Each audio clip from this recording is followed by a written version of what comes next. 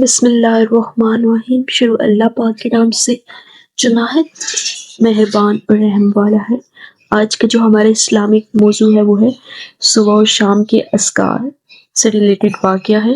ابن ابی الدنیا نے اپنی کتاب الہدف میں ابو اسمر عبدی سے بیان کیا ہے، ایک شخص رات کے وقت کوفہ میں نکلا، دور سے ایک تخت نما چیز نظر آئی، وہ تجسس بھری نظروں سے دیکھتا ہوا اسی طرف چل دیا۔ جب وہ وہاں پہنچا تو دیکھا کہ تخت پر کوئی بیٹھا ہے اور اس کے ارد گرد کچھ ویلیاں سی جمع، ایسا لگتا ہے وہ شیطانیات یا جنات ہیں۔ وہاں پہنچ کر وہ شخص ایک طرف چھپ گیا۔ تخت پر بیٹھنے والے ان کے سردار نے حاضرین سے کہا کہ میں عروہ بن مغیرہ پر کیسے قابو پا سکتا ہوں؟ ان میں سے ایک کہنے لگا میں اس کام کی ذمہ داری لیتا ہوں۔ سردار کہنے لگا یہ کام بہت جلد ہونا چاہیے، چنانچہ وہ اسی وقت مدینہ کی طرف روانہ ہو گیا۔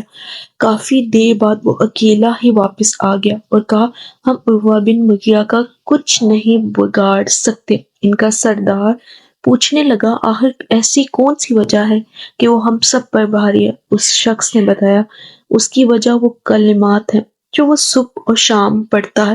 پھر یہ لوگ منتشر ہو گئے اور اپنے اپنے گھروں کو چل دیے۔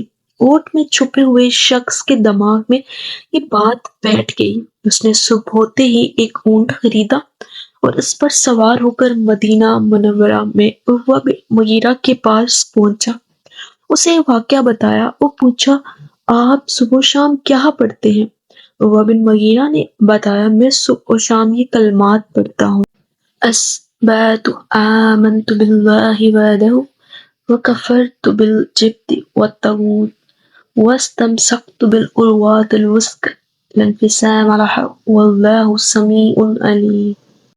یعنی کہ میں نے اس حالت میں صبح کی ہے، میں ایک اللہ پر ایمان رکھتا ہوں اور بتوں، شیطانی قوتوں اور طاغوت انکار کرتا ہوں۔ میں نے اسلام کی اس مضبوط کڑی کو تھاما ہے جو کبھی نہیں ٹوٹ سکتا۔ اللہ تعالیٰ سننے والا، جاننے والا ہے۔ بے شک ملتے ہیں ایک نئی اسلامک لیسن کے ساتھ۔ Stay tune. اللہ حافظ۔